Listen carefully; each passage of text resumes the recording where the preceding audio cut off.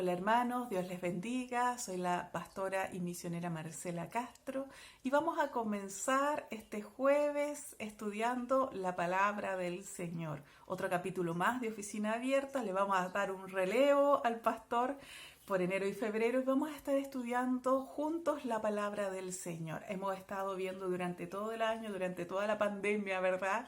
Estudios referidos al Señor Jesús. Vamos a seguir en esa línea estudiando sobre el Señor Jesús, pero nos vamos a enfocar, vamos a hacer un zoom sobre el libro, sobre el Evangelio de Juan.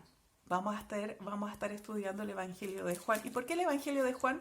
A mí me parece que el Evangelio de Juan, aparte de es un evangelio muy didáctico y muy reflexivo también. Es el último de los evangelios, casi de uno de los últimos escritos del Nuevo Testamento. El último definitivamente es el Apocalipsis, pero muy cerquita de él está el Evangelio de Juan, que fue escrito por el apóstol Juan. ¿Por qué me gusta? Porque la verdad es que él, después de haber otros escritos que estaban circulando, él quiere presentar al Señor de una forma didáctica, profunda, reflexiva también, y agrupa los mejores dichos o los que él considera que tendrían que colocarse, inspirado por el Espíritu Santo claramente, y así comienza a construir escribir este evangelio evocando libros del Antiguo Testamento. Es bien hermoso cómo hace esa conexión, no a través de versículos, sino a través del estilo, a través de la forma en la cual fue escrito el Antiguo Testamento, y nos vamos a encontrar que comienza su evangelio de la misma forma que lo hace el Génesis, y podemos leer ahí en Juan 1:1, podemos leer: en el principio era el verbo o la palabra, haciendo un recuerdo de cómo se escribe la escritura, cómo comienza la escritura en Génesis 1:1. En el principio creó Dios los cielos y la tierra. Eso no es casualidad, no es casualidad. Él lo quiso hacer así. ¿Por qué? Porque está escribiendo algo que es de Dios. Algo tan importante como lo era el Pentateuco, como lo era el Génesis. Él está haciendo un calco de eso y comienza a escribir así el Evangelio. ¿Qué otra cosa más nos recuerda el Antiguo Testamento? Ahí me gustaría que pudieran buscar ahí en Éxodo, en el capítulo 3, vamos a leer unos versículos, el 13 y el 14. En Éxodo 3, del 13 y el 14, nos encontramos con Moisés, que está negociando con Dios, que Dios quiere que vaya, liberta al pueblo, y él no quiere y comienza a ponerle excusas, le pone 5 excusas. Bueno, una de esas excusas precisamente es esta. El capítulo 13 dice: dijo Moisés a Dios: he aquí que llego yo a los hijos de Israel y les digo: el Dios de vuestros padres me ha enviado a vosotros. Y si ellos me preguntaren, ¿cuál es su nombre?, ¿qué les responderé? No sabía, en este tiempo Dios no tenía un nombre. Y fíjese lo que responde Dios en el versículo 14. Y respondió Dios a Moisés: yo soy el que soy.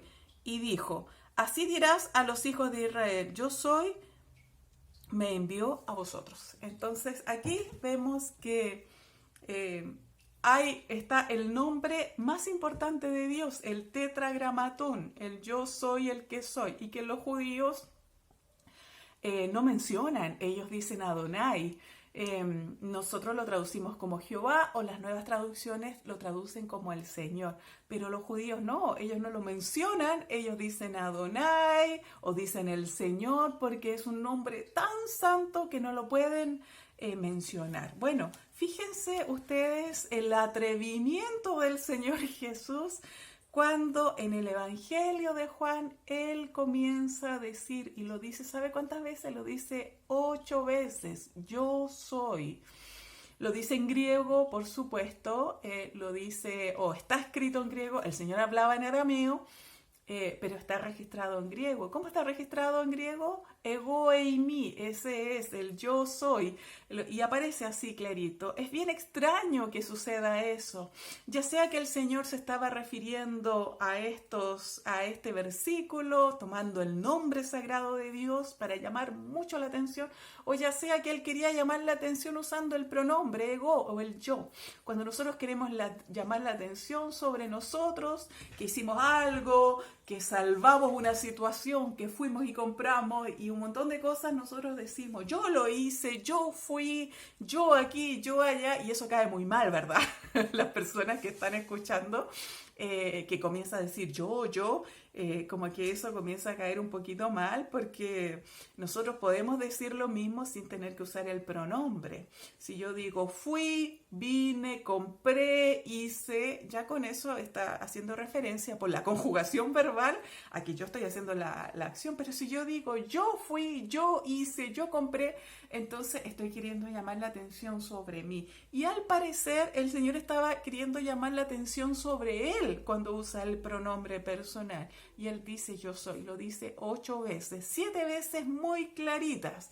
Y una vez la dice media velada. ¿Y por qué? Vamos a ver por qué la dice media velada. ¿Por qué no dijo de frente yo soy? Ese yo soy que no lo dice de frente, que lo deja así como un poco medio ambiguo, no ambiguo, sino que como que no quiere él decir toda la frase completa, es precisamente que él era el Mesías. Vamos a leer ahí en Juan capítulo 4. Por favor, acompáñenme. Juan 4, vamos a leer desde el versículo 16 para tener el contexto de la conversación. Juan capítulo 4 es la mujer samaritana. Esta mujer samaritana que iba a buscar agua, porque las mujeres eran las que buscaban agua, que iba al mediodía, porque para no encontrarse con las otras mujeres que le iban a decir, esa es la que tiene todos estos maridos, y el último que tiene no es su marido, todavía ni siquiera se casa, se cansó de casarse ya. Bueno, esa mujer fue a buscar agua y se encontró con el Señor. Y estaban conversando. Otra cosa totalmente fuera de lo común, que el Señor se pusiera a conversar primero con una mujer samaritana y después más encima con esta clase de mujer. Bueno, Jesús le dijo, ve y llama a tu marido y ven acá. Respondió la mujer y le dijo, no tengo marido. Jesús le dijo, bien has dicho, no tengo marido, porque 5 maridos has tenido y el que ahora tienes no es tu marido. Esto has dicho con verdad. Le dijo la mujer, Señor, me parece que tú eres profeta. Comenzó a pensar que era profeta. Nuestros padres adoraron en este monte y vosotros decís en Jerusalén que Jerusalén es el lugar donde se debe adorar. Jesús le dijo, mujer, créeme que la hora viene cuando ni en este monte ni en Jerusalén adorarán al Padre. Vosotros adoráis lo que no sabéis. Nosotros adoramos lo que sabemos, porque la salvación viene de los judíos. Mas la hora viene y ahora es cuando los verdaderos adoradores adorarán al Padre en espíritu y en verdad, porque también el Padre tales adoradores busca que le adoren. Dios es espíritu y los que le adoran en espíritu y en verdad es necesario que adore. Le dijo la mujer, sé que ha de venir el Mesías llamado el Cristo. Cuando Él venga nos declarará todas las cosas. Jesús le dijo, yo soy el que habla contigo. Aquí nos encontramos con el primer yo soy, con el primer ego y mí en el Evangelio de Juan. Yo soy, y le faltó decirlo, el Mesías. ¿Quién era el Mesías? ¿Por qué él se atribuye esto del Mesías? Bueno, el Mesías es una palabra en arameo, debe venir probablemente también del hebreo y que significa el ungido. Y da la idea de ese ungido ese que le vierte el aceite en la cabeza y lo unge con el aceite que representa el Espíritu Santo. Esa es la palabra Mesías y la palabra en griego es el Christos o el Cristo y de ahí que es Jesucristo, ¿ya? O sea, Jesús el ungido, Jesús el Mesías. Era difícil en ese tiempo decir que era el Mesías porque había todo una idea espectacular con respecto al Mesías en ese tiempo. Ahora todavía lo hay, todavía si uno va a Israel, los judíos de religión judía, ellos están esperando al Mesías. Ellos no reconocen que el Mesías es el Señor Jesús. Ellos creen que viene otro Mesías, descendiente de David, y que ese Mesías va a entrar por la puerta del Mesías en Jerusalén, que tiene muchas puertas, es hermoso. Una de las puertas se llama la puerta del Mesías y está cerrada, porque se supone que cuando venga el Mesías esa puerta se va a abrir y él va a pasar por ahí y todos sabrán que él es el Mesías. Bueno, como esas y hay otras ideas, mitos urbanos sobre el Mesías. ¿Cómo nace esta idea del Mesías? ¿Dónde aparece la idea del Mesías? La vamos a ver porque comienza la verdad ahí justamente en el Génesis. Aparece en el Génesis no muy claramente, uno lo interpreta así, pero sucedió cuando Adán y Eva comieron del árbol del bien y del mal. Bueno, pecaron, entró el pecado a la humanidad y por lo tanto Dios comenzó a repartir los castigos. Está repartiendo los castigos a Adán, a Eva, y le llega el castigo también a la serpiente, ¿ya? Y ahí en Génesis 3:15 vamos a leer lo que dice. Voy a leer ahora la versión Dios habla hoy. Dice, haré que tú y la mujer sean enemigas, lo mismo que tu descendencia y su descendencia. Su descendencia te aplastará la cabeza y tú le morderás el talón. Entonces con este versículo que si somos bien sinceros como que no se entiende muy bien, de ahí nace una enemistad entre ¿quién? Entre el descendiente de Eva y también entre el descendiente de la serpiente. Pero no es que las serpientes sean enemigas de los hombres, sino que el enemigo, el diablo, iba a ser vencido ¿por quién? Por un descendiente de Eva. Y que iba a venir después, pero no hay hasta el segundo libro de Samuel claramente esta idea. Vamos a ir a segunda de Samuel en el capítulo 7. Ahí nace, ese es el primer versículo en el cual habla derechamente y claramente de que viene un Mesías. Está Dios hablando con David. Y David quería construirle un templo, Dios no se lo permitió, pero sí le hace esta promesa, le vio el corazón a David y le hace esta promesa. Dice, tu dinastía y tu reino estarán para siempre seguros bajo mi protección y también tu trono quedará establecido para siempre. Esa es la idea del Mesías. El Mesías va a ser un descendiente de David y por lo tanto va a ser un rey. La dinastía de David, la dinastía de reyes, ahí nace la idea de este Mesías. Y se comienza a construir una idea de un Mesías a través de otros versículos en el cual Israel va a gobernar a todas las naciones, va a haber un Mesías que va a gobernar también. Entonces se forma en la gente una idea de un Mesías que va a gobernar, que va a ser poderoso, que va a vencer a los enemigos y que va a poner a Israel en la punta, en la cima, entre medio de todos los reinos. Él va a ser el primero y lo va a someter a todos a sus pies. ¡Qué tremendo eso! Pero no solamente en el Antiguo Testamento tenemos esta idea de Mesías gobernador, poderoso, vencedor, sino que también tenemos otra idea de Mesías que lo vamos a encontrar en Isaías. En Isaías, en el capítulo 52, vamos a leer un pasaje que se le llama los sufrimientos y el triunfo del siervo del Señor.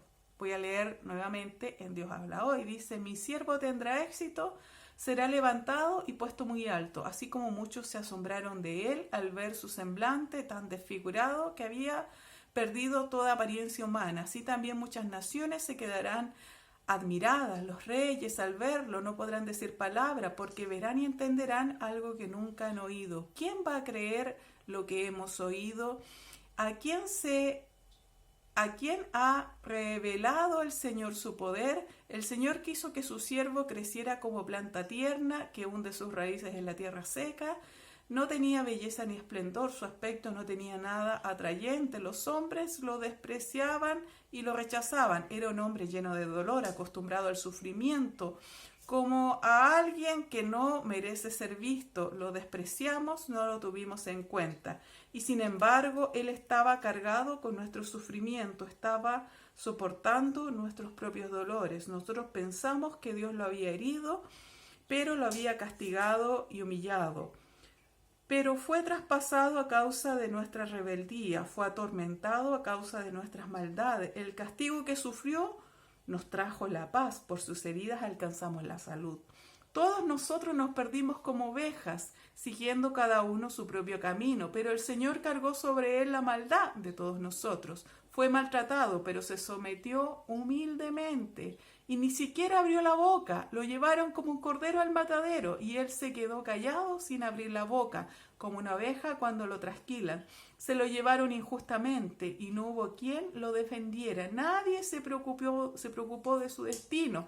Lo arrancaron de esta tierra. Le dieron muerte por los pecados de mi pueblo. Lo enterraron al lado de hombres malvados. Lo sepultaron con gente rica, aunque nunca cometió ningún crimen ni hubo engaño en su boca. El Señor quiso oprimirlo con el sufrimiento.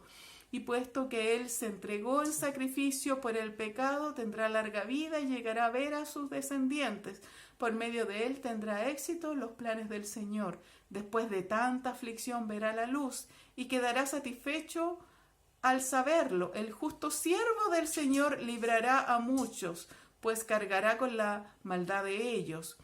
Por eso Dios le dará un lugar entre los grandes y con los poderosos participará del triunfo, porque se entregó a la muerte y fue contado entre los malvados, cuando en realidad cargó con los pecados de muchos e intercedió por los pecadores.